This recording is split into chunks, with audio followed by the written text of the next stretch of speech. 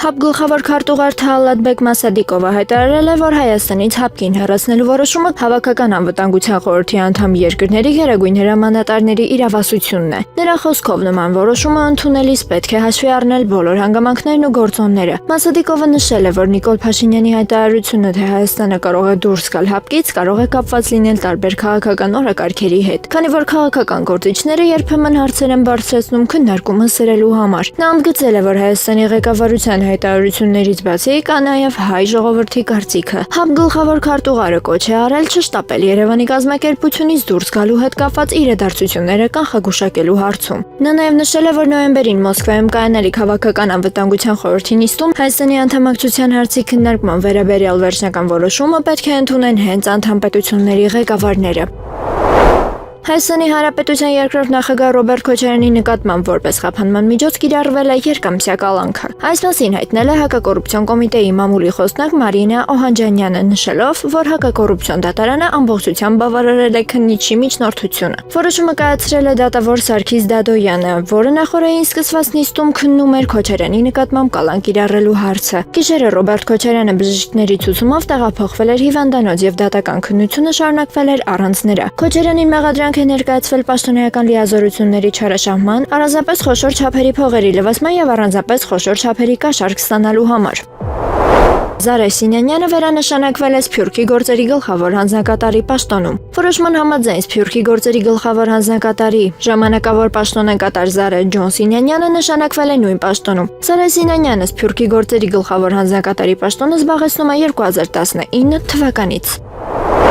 Փաշինյանի որոշմամբ Տաթևիկ Մարտիրոսյանը նշանակվել է ՀՀ վարչապետի օգնական։ Նրա մասնագիտական ուսումնառության հիմնական ուղղություններն են եղել արհեստական բանականությունը, մտավոր սեփականությունը, կիբեռանվտանգությունը, բլոքչեյնը, խելացի պայմանագրերը, նորարարական տեխնոլոգիաները եւ թվային կարգավորումը։ Մարտիրոսյանը տարբեր տարիներին աշխատել է Հայաստանի Հանրապետության պետական եկամուտների կոմիտեում, ՀՀ գլխավոր դատախազության ապօրինի ծագում ունեցող գույքի բռնագանձման գործերով վարչությունում, ինչպես նաեւ որպես իրավաբան, փաստաբան, խորհրդատու եւ իրավական փորձագետ ներգրաված է եղել Համաշխարհային բանկի, ՅՈՒՆԻՍԵՖ-ի եւ Եվրոպայի խորհրդի ծրագրերում։ Մարտիրոսյանը ՀՀ փաստաբանների պալատի անդամ է, ունի փաստաբանական գործունեության արտոնագիր եւ արտոնագրված հաշտարար է, իսկ բացի հայերենից տիրապետում է ռուսերենին, անգլերենին եւ ֆրանսերենին։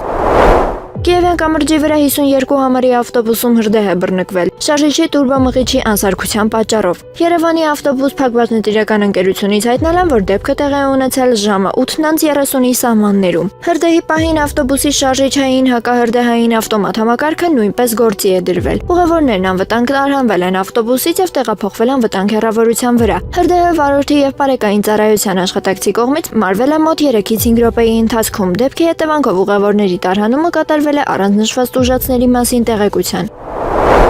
Եվրասիական տնտեսական հանձնաժողովի կոլեգիան 2027 թվականի համար սահմանել եւ բաշխել է մսամթերքի որոշ տեսակների սակագնային քվոտաներ։ Խոշոր եղջերավորների անասունների մսի համար Հայաստանին հատկացվել է 8000 տոննա քվոտա, խոզի մսի դեպքում Հայաստանի համար սահմանվել է 14000 տոննա քվոտա։ Թռչնամսի եւ ենթամթերքների համար Հայաստանի քվոտան կկազմի 45000 տոննա։ Այսպիսով նշված 3 կատեգորիաներով Հայաստանի համար նախատեսված ընդհանուր ծավալը կազմում է 67000 տոննա։ Քվոտաների շրջանակում ներմուծումը կիրականացվի արտոնյալ սակագնային պայմաններով ՀԱՏՄ-ի սահմանած կարգավորումներին համապատասխան։ Իսրայելի պաշտպանության նախարար Իսրայել Կացը հայտարարություններ է արել, որոնք ըստ աղբյուրի կարող են ավելի սրել տարածաշրջանում առկա լարվածությունը։ Կացը քննադատել է Սիրիայի իշխանություններին եւ նախագահ Ահմեդ Շարային, միաժամանակ թիրախավորելով Սիրիայում Թուրքիայի ներկայությունը։ Նա հայտարարել է, Իսրայելը ոչ մի դեպքում չի լքելու Հերմոն լեռն ու մյուս գրավված տարածքները։ Իսրայելի պաշտպանության նախարարության ղեկավարը պնդել է Սիրիայում Թուրքիայի գործունեությունն ու ներկայությունը վտանգում են Իսրայելի ազգային անվտանգությունը եւ իրենք անտարբեր չեն մնալու այդ իրավիճակի նկատմամբ։ Թուրքական մամուլը Կացի հայտարարությունները կոշտ է գնահատել, դրանք բնորոշելով որպես Իսրայելի պաշտպանության նախարարի Թուրքիայի դեմ ուղղված ամբարտավան խոսքեր։ Ռուսաստանի պաշտպանության նախարարության հաղորդմամբ ռուսական ուժերը Օդեսայի մարզի Իզմայիլի նավահանգստում խոցել են չորաբեռնատար նավ, որը Ուկրաինայի ներտեղափոխում ռազմական նշանակության բեռներ։ Ռուսական կողմի տվյալներով հարվածների հետևանքով խոցվել են նաև Ուկրաինայի զինված ուժերի համար նախատեսված վառելիքով 3 ռեզերվուար։ Հարվածների թիրախ են դարձել նաև նավահանգստային ենթակառուցվածքի օբյեկտ։ Նշված հարվածների հետևանքով վնասներ են հասցվել Իզմայիլի նավահանգստի մի շարք օբյեկտների։ Նեպալում հորդառատ անձրևների հետևանքով առաջացած ավերիչ ջրհեղեղներից հետո մի քանի շրջաններում հայտնաբերվել է 165 մարդու մարմին։ Տեղական լրատվամիջոցների հաղորդմամբ որոնողական խմբերը շարունակում են ակտիվ գործունեությունները 826 անհետ կորած համարվող մարդկանց որոնելու ուղղությամբ։ Աղետի հետևանքով բազմաթիվ բնակավայրերում իրականացվում են որոնողափրկարարական աշխատանքներ։ Միաժամանակ հաղորդվում է 579 զբոսաշրջիկների հետ կապը կորել է։ Նրանց թվում են 466 օտարերկրյա քաղաքացիներ։ Փրկարարական եւ որոնողական աշխատանքները շարունակվում են անհետ կորածներին հայտնաբերելու եւ աղետի հետևանքները գնահատելու նպատակով։ Օզոնը հայտնել է Ռուսաստանի Օրենբուրգ եւ Ուֆա քաղաքներում գտնվող իր լոգիստիկ օբյեկտները գիշերը ենթարկվել են անօդաչու թռչող սարքերի հարվածների։ Ընկերության հաղորդմամբ բոլոր աշխատակիցները արագ տարհանվել են, իսկ նախնական տվյալներով վիրավորներ չկան։ Օզոնը նաեւ հայտնել է հրդեհների մասին տեղեկություններ չեն ստացվել։ Օրենբուրգի օբյեկտը արդեն վերսկսել է գործունեությունը, իսկ Ուֆայի լոգիստիկ համալիրը ստացել է աննշան վնասներ եւ ժամանակավորապես փակ է մնում ստուգումների համար։ Ուֆայի մատակարարների ծառայությունները ներկայումս չեն ընդունվում, իսկ տարանցիկ պատվերները վերահասցեավորվում են այլ օբյեկտներ։ Ընկերությունը նշել է, հաճախորդները կարող են պատվերներ կատարել սովորական ռեժիմով։ ԱՄՆ ռազմական ուժերը Կարիբյան ծովում հարվածել են արագընթաց նավակի, որը ըստ ԱՄՆ հարավային հրամանատարության տեղափոխում էր նարկոահաբեկիչներ։ ԱՄՆ կողմի հաղորդմամբ արևմտյան կիսագնդի համատեղ աշխատանքային խումբը հարձակվել է նավի վրա, որը շարժում էր Կարիբյան ծովում թմրամիջոցների ապօրինի շրջանառության հաստատված երթուղիներով։ Նախնական հետախուզական տվյալները հաստատել են նավը ակտիվորեն օգտագործել է թմրամիջոցների մաքսանենգության համար։ Գործողության ընթացքում ըստ ԱՄՆ հարավային հրամանատարության սպանվել է 4 թմրավաճառ։ Ռուսաստանի արտգործնախարարության հատուկ հանձնարարություններով դեսպան Ռոդիոն Միրոշնիկը հայտարարել է. Ուկրաինան առանց արևմուտքի ֆինանսական օգնության եւ զենքի աջակցության չի կարողանա 4 ամսից ավել դիմակայել Ռուսաստանին։ Միրոշնիկի խոսքով Կիևը սեփական ռազմական ֆինանսական կարողությունների հաշվին կարող է դիմանալ մոտավորապես 3-4 ամիս։ Դիվանագետը նշել է, այդ գնահատականը հիմնված է Ուկրաինայի ներկայում ունեցած պաշարների վրա։ Նրա խոսքով, եթե Եվրոպան դադարեցնի Կիևին զենքի եւ ֆինանսական միջոցների մատակարարում, ապա հակամարտությունը արագ կհանդարտվի։ Միրոշնիկը արևմուտքի աջակցությունը նկարագրել է որպես Կիևի համար կարևոր պորտալար։ Ռուսաստանը հարվածներ է հասցրել Ուկրաինայի մայրաքաղաք Կիևին եւ Կրիվոյ Ռոգին։ Կիևում արձանագրվել են մի շարք պայթյուններ, իսկ նախնական տեղեկություններով ռուսական դրոնների հարձակման հետևանքով Կիևի մարզի Բորիսպոլի շրջանում հրդեհվել է էպիցենտր առևտրի կենտրոնը։ Ռուսական հարձակման թիրախ է դարձել նաեւ Կրիվոյ Ռոգի արդյունաբերական ձեռնարկությունը։ Հարձակման հետևանքով ըստ հաղորդման 2 մարդ վիրավորվել է։ Կիևում եւ Կրիվոյ Ռոգում հարվածների հետևանքների վերաբերյալ աշխատանքները շարունակվում են։ Ուկրաինական կողմի հաղորդագրությունների համաձայն հարվածները վնասներ են հասցրել քաղաքների եւ ենթակառուցվածքների տարբեր հատվածներին։ Արևմտյան երկրները շանտաժի են ենթարկում Հայաստանի ղեկավարությանը Հարավկովկասյան երկաթուղու կոնցեսիայի հարցում, պահանջելով վերացնել ռուսական գործոնը, փոխարենը խոստանալով բազմամիլիոնանոց ներդրումներ։ Ռուսաստանի արտգործնախարարությունում նշել են, որ հայկական երկաթուղային ցանցի Ռուսաստանի կողմից կառավարման թեման քննարկվել է նաև Չոլպոնաթայում տեղի ունեցած Եվրասիական միջկառավարական խորհրդի նիստում։ Ռուսական կողմի պնդմամբ նախկինում կոնցեսիան որևէ մեկին փոխանցելու հարց չի դրվել, ուստի Մոսկվայում ենթադրում է, որ հայկական ղեկավարությանը պարզապես շանտաժի են ենթարկում։ Ռուսաստանի Դաշնության արտգործնախարարությունում հայտնել են, որ Հարավկովկասյան երկաթուղի փակbaşնետիրական ընկերությունը իր պարտավորությունները կատարում է պատասխանատվությամբ եւ ավելի քան 30 միլիարդ ռուբլի ներդրումներ է իրականացրել, այդ թվում շարժակազմի թարմացման ուղղությամբ։ Ազգային ժողովի падգամավոր Լևոն Քոչարյանի բնակարանում խուզարկություն կատարելու որոշումը բողոքարկվել է ՀՀ վերաքննիչ հակակոռուպցիոն դատարան։ Փաստաբանների Ալեքսանյանի խոսքով խուզարկությունը վկայում է Լևոն Քոչարյանի նկատմամբ փաստացի քրեական հետապնդման իրականացման մասին։ Պաշտպանը պնդում է, որ ամեն դեպքում Հայաստանի Հանրապետության գլխավոր դատախազը ազգային ժողովում պետք է միջնորդագիր ներկայացներ падգամավորական անձեռնմխիլեությունը հաղթահարելու վերաբերյալ։ Նրա գնահատմամբ նման միջնորդագիր չի ներկայացվել, ինչի պատճառով խուզարկության ամբողջ գործընթացը կրել է անօրինական բնույթ։ Փաստաբանը նաև նշել է, որ դատարանի որոշման հիմքում դրված են եղել օպերատիվ տվյալներ, որոնք ըստ նրա չեն ստուգվել եւ չեն գնահատվել։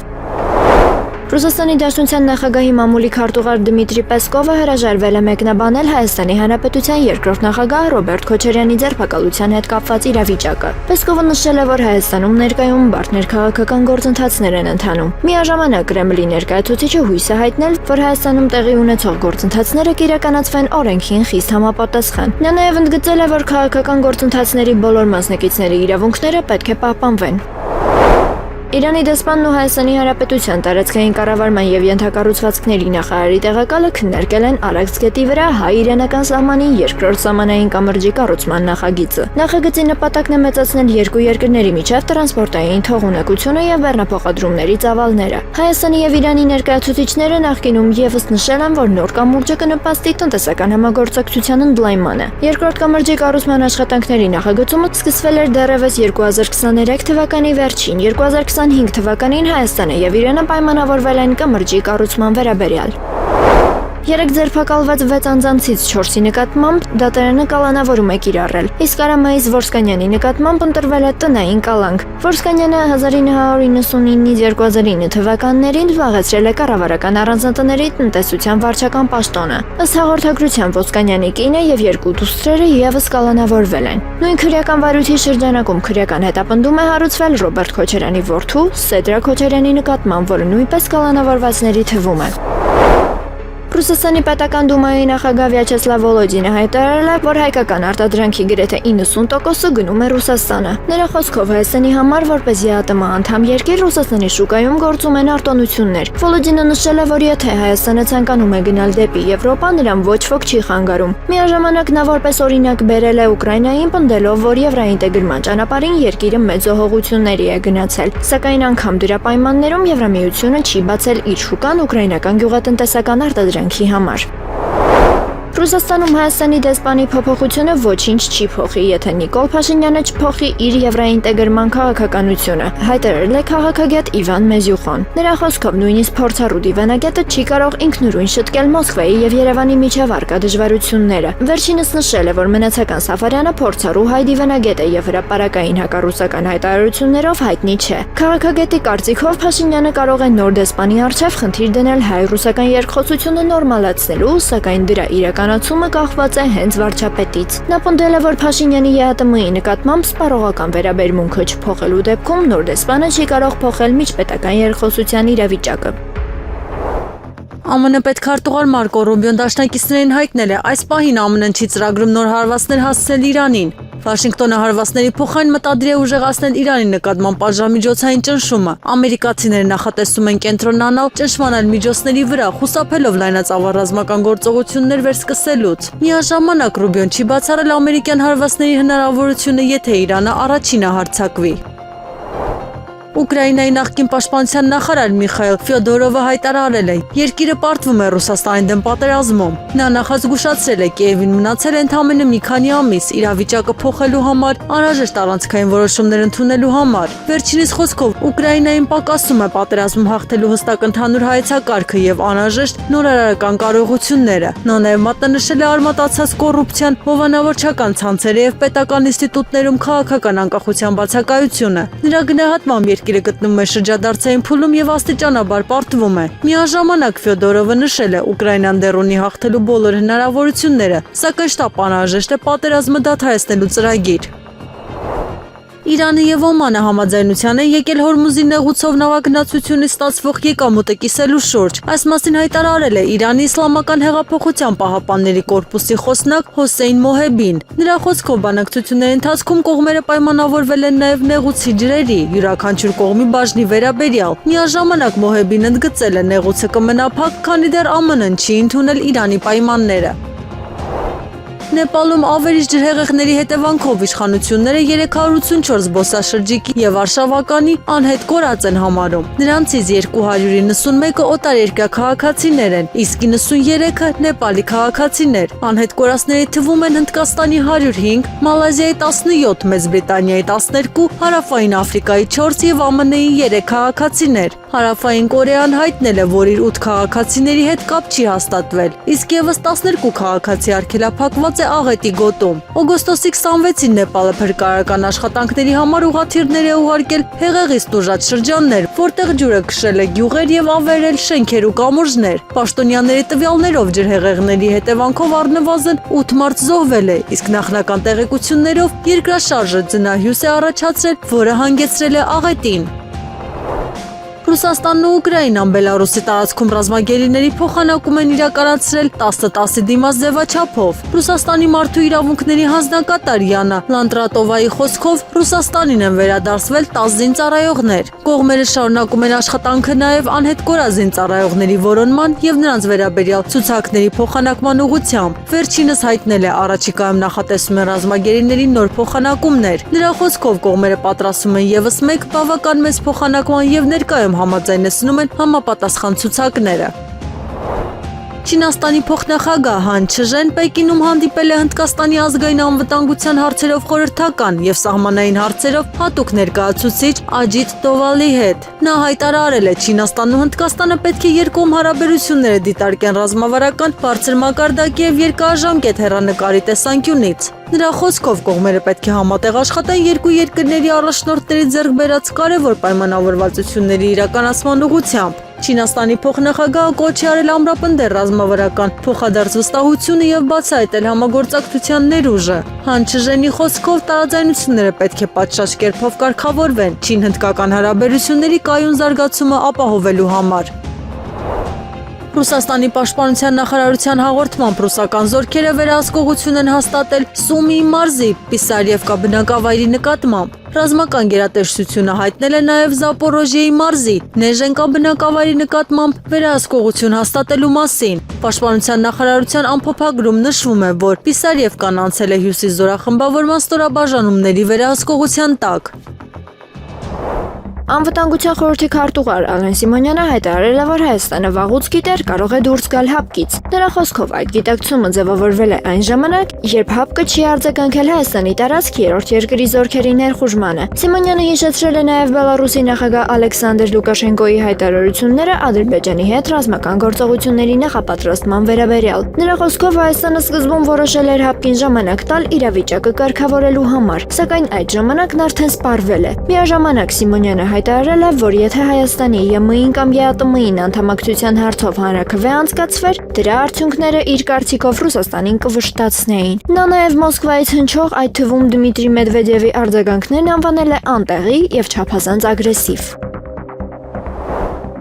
Ամերիկյան ընկերությունը ռուս-ուկրաինական պատերազմի սկսվելուց հետո հայկական Highways-ին չի տրամադրել նախատեսված Boeing 737-800 ինքնաթիռը։ Ինքնաթիռը դեռ 2021 թվականին պետք է լիզինգով հանձնվեր հայկական ավիաընկերությանը եւ նույնիսկ ներկվել էր Highways-ի գույներով։ Սակայն սեփականատերը չեղարկել է գործարքը, մտավախություն հայտնելով, որ Հայաստանը որպես Ռուսաստանի դաշնակից կարող է ինքնաթիռը չվերադարձնել կամ այն կարող է արգրավվել։ Highways-ը պնդել է, որ ինքնաթիռը չի շահագործվելու դեպի Ռուսաստան ուղղությամբ, սակայն դա չի փոխել սեփականատիրոջ որոշումը։ Լոնդոնի միջազգային արբիտրաժային դատարանում ավիաընկերության նախորդ հայցը մերժվել է։ Այժմ Highways-ը դիմել է ԱՄՆ դատարան ավելի քան $750,000 փոխհատուցում պահանջելով։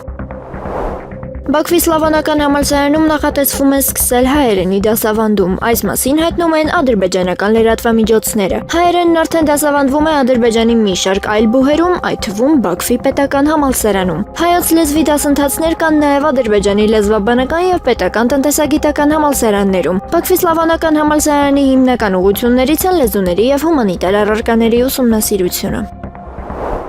Նախագահ Ռուբեն Ռուբինյանը հայտարարել է, որ Հայաստանը չի ձգտում վատթարացնել Ռուսաստանի հետ հարաբերությունները։ Նրա խոսքով Երևանը հակառակը շարունակում է քայլեր ձեռնարկել բարիդրացիական եւ բարեկամական հարաբերությունները պահպանելու ուղղությամբ։ Ռուբինյանը նշել է, որ Հայաստանը որևէ քայլ չի արել ռուս-հայկական հարաբերությունները վատթարացնելու համար։ Նա միաժամանակ քննադատել է հայ տնտեսվարողների նկատմամբ Ռուսաստանի կիրառած սահմանափակումները։ Նախագահի գնահատմամբ այդ սահմանափակումներն անարդարացի եւ անտեղի են եւ չեն համապատասխանում ոչ երկկողմ հարաբերությունների ոգուն, ոչ էլ ԵԱՏՄ կանոններին։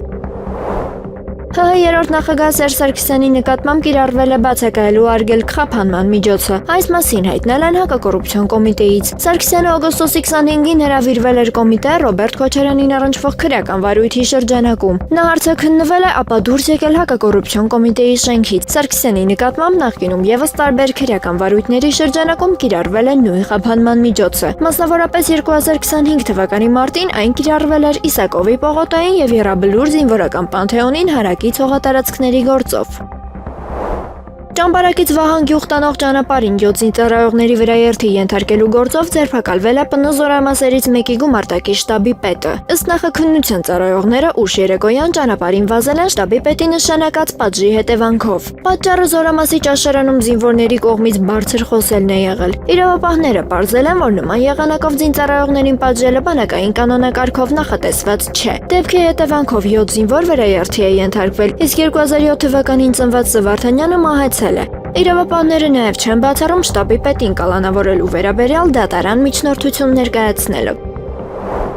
Երկրորդ նախագահ Ռոբերտ Քոչարյանը շարունակում է գտնվել հիվանդանոցում, սակայն նրա ձերբակալման վերաբերյալ նոր որոշում է կայացվել։ Այդ մասին հայտնել է նրա որդին արժապատգամավոր Լևոն Քոչարյանը։ Նրա խոսքով նոր որոշման անհրաժեշտությունն առաջացել է նախորդ ձերբակալման որոշման 24-ժամյա ժամկետի լրանալու պատճառով։ Միաժամանակ Քոչարյանի առողջական վիճակի պատճառով նրան այս պահին հնարավոր չէ դատարան ներկայացնել։ Միացյալ Նահանգները եւ Իրանը համաձայնեցել են հրադադարը։ Այս մասին հայտնել են Իրանում եւ Պակիստանում գտնվող աղբյուրները։ Աղբյուրների փոխանցմամբ համաձայնություն ներառում է Հորմուզի նեղուցով ազատ նավարկության ապահովումը։ Սպասվում է, որ զինադադարի մասին պաշտոնապես կհայտարարվի առաջիկա օրերին։ Դրանից հետո նախատեսվում են բանակցությունների եւ տեխնիկական հանդիպումների փուլ։ Իրանի հրթիռային եւ անօդաչու հարվածները Մերձավոր Արևելքում միլիարդավոր դոլարների վնաս են հասցրել ԱՄՆ հետախուզական օբյեկտներին։ NBC News-ի փոխանցմամբ հարձակումների հետևանքով աննախադեպ վնասներ են գրել կենտրոնական հետախուզական վարչության եւ ամերիկյան այլ հետախուզական կառույցներ։ Թիրախավորվել են շենքեր, հսկողության սարքավորումներ եւ տարածաշրջանում գործող հետախուզական կետեր։ Իրավիճակին ծանոթ 4 անձանց խոսքով ավերածությունների մասշտաբը գերազանցում է ԱՄՆ հետախուզական գործակալությունների նախկինում կրած ցանկացած վնաս։ Վնասված օբյեկտների եւ սարքավորումների վերականգնման համար ըստ աղբյուրների կպահանջվեն միլիարդավոր դոլարներ։ Ուկրաինայի նախագահ Վոլոդիմիր Զելենսկին շնորհակալություն է հայտնել Չինաստանի առաջնորդ Սի Ցինփինին Ուկրաինայի ազգային տոնի առթիվ հղած շնորհավորանքների համար։ Զելենսկին ընդգծել է անկախությունը ուկրաինացիների համար անվերապահ արժեք է, ինչպես նաև բոլոր ինքնիշխան պետությունների համար։ Նա նշել է Ուկրաինան եւ Չինաստանը 35 տարիների ընթացքում հարաբերություններ են կառուցել փոխադարձ հարգանքի հիման վրա։ Զելենսկին հայտարարել է Կիևը հույս ունի Չինաստանի հետ հետագա համագործակցության վրա։ Միաժամանակ նա ակնկալում է Պեկինը կարևոր դիվանագիտական կխաղա Ռուսաստանի դեմ պատերազմը դադարեցնելու գործում։ Ուկրաինայի նախագահի խոսքով խաղաղությունը կարող է դառնալ երկու երկրների ընդհանուր ձեռքբերումը։ Ռուսաստանի նախագահի խորհրդական Անտոն Կոբյակովը հայտարարել է 2022 թվականի մարտի 8-ին Ուկրաինան ծրագրել էր հարձակվել Ռուսաստանի տարածքի վրա։ Նրա խոսքով Ռուսաստանը փետրվարի 24-ին սկսելով ռազմական գործողությունը 2 շաբաթով կանխել է այդ ներխուժումը։ Վերջինս պնդել է Ուկրաինան պատերազմը ցանկանում էր սկսել մարտի 8-ին, այն անվանելով խորհրդանշական ամսաթիվ։ Նա նաև հայտարարել է Արևմուտքը այդ ընթացքում միայն ձևացնում էր, թե աջակցում է Մինսկյան համաձայնագրին։ Ռուսաստանի նախագահի խորհրդականի պնդմամբ այդ քաղաքականության իրական նպատակը Ուկրաինային պատերազմի նախապատրաստելն էր։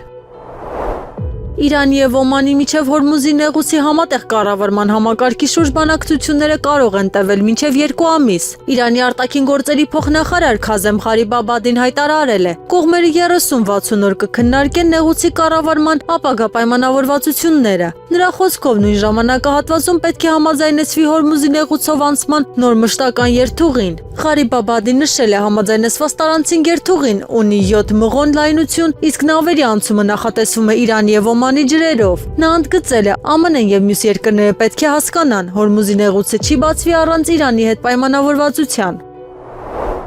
Ռուսաստանի նախագահի մամուլի քարտուղար Դմիտրի Պեսկովը հայտարարել է Դոնբասի տարածքը Ռուսաստանի Դաշնության կազմում է։ Նրա խոսքով ոչ մի երրորդ երկիր չի կարող զբաղվել Ռուսաստանի տարածաշրջանների կառավարմամբ։ Պեսկով այս հայտարարությունը արել է մեկնաբանելով Վոլոդիմիր Զելենսկու առաջարկը Դոնբասում երրորդ կողմի կառավարման ներքո բուֆերային տնտեսական գործի ստեղծելու վերաբերյալ։ Ռուսաստանի նախագահի մամուլի քարտուղարը նշել է, Դոնբասը Ռուսաստանի Դաշնության տարածք է եւ դրա սուբյեկտ։ Պեսկովի դիրքորոշմամբ Դոնբասի կառավարման հարցում որոշիչ դեր կարող է ունենալ միայն Ռուսաստանը։ Քրդերի գլխավորած սիրիական դեմոկրատական ուժերը հայտարարել են իրենց որպես անկախ ռազմական ուժի լուծարման մասին։ Խմբավորման առաջնորդ Մազլում Աբդին հայտարարել է. Սիրիական դեմոկրատական ուժերը ավարտում էր առաքելությունը եւ լիովին ինտեգրվելու է Սիրիայի պետական ինստիտուտներին։ Նրա հայտարարության համաձայն այս գործընթացը ներառում է ռազմական, անվտանգության եւ վարչական կառույցների ինտեգրում։ Վերջինս բանակցություններ է վարել Սիրիայի նախագահ Ահմեդ Ալ-Շարայի եւ այլ պաշտոնյաների հետ։ ՌԴՊ-ի խոսնակ Վյաչեսլավ Վոլոդինը քննադատել է Հայաստանի ԵՄ-ին միանալու մտադրությունը միաժամանակ ԵԱՏՄ-ի հնարավորություններից օգտվելու համար։ Նա Հայաստանի այս քաղաքականությունն անվանել է ցինիկ եւ սխալ։ Վոլոդինը հայտարարել է, որ եթե Հայաստանը որոշել է անդամակցել ԵՄ-ին, ապա չպետք է միաժամանակ օգտվի ԵԱՏՄ-ի արտոնյալ պայմաններից։ Նրա խոսքով Երևանը պետք է հստակ որոշում կայացնի իր հետագա ուղղության վերաբերյալ։ Վոլոդինը նաեւ նշել է, որ ԵՄ-ին անդամակցելու դեպքում Հայաստանը չպետք է ակնկալի նույն արտոնյալ վերաբերմունքը ԵԱՏՄ-ից։ Դատախազությունը դատարանից պահանջում է անվավեր ճանաչել Առինջ-Մոլի տարածքում գտնվող 3.5 հեկտար հողատարածքի մասնավորեցման գործարքը։ Մեկ այլ հայցով պահանջվում է անվավեր ճանաչել Առինջում գտնվող մի շարք հողատարածքների եւ անշարժ գույքերի ձեռքբերման գործարքները։ Միաժամանակ Գագիկ Ծառուկյանի անունից մի հետ ներկայացված երկու գանգատներն էլ ստացվել են դատարանի կողմից։ Ծառուկյանի փաստաբանական խումբը պնդում է, որ քրեական հետապնդումն ունի քաղաքական շարժարիթ եւ ուղղված է նրա մեկուսացմանն ու հանրային ու քաղաքական գործունեությունից հեռացմանը։ Փաստաբանները նաև նշել են, որ գանգատներով բարձրացվել են մարդու իրավունքների եվրոպական կոնվենցիայով երաշխավորված մի շարք իրավունքների հնարավոր խախտումների հարցեր։ ՀՀ երկրորդ նախագահ Ռոբերտ Քոչարյանի որդին Սեդրա Քոչարյանը կալանավորվել է 2 ամիս ժամկետով։ Որոշումը կայացրել է հակակոռուպցիոն դատարանը։ Ավելի վաղ Ռոբերտ Քոչարյանն ու Սեդրա Քոչարյանը բերման էին ենթարկվել հակակոռուպցիոն կոմիտե։ Իրավապահները խուզարկել էին Քոչարյաններին պատկանող մի շարք գույքեր, ինչպես նաև падգամավոր Լևոն Քոչարյանի տունը։ Խուզարկությունների ընթացքում կապարակնքվել էին նաև մի շարք բիզնես տարածքներ։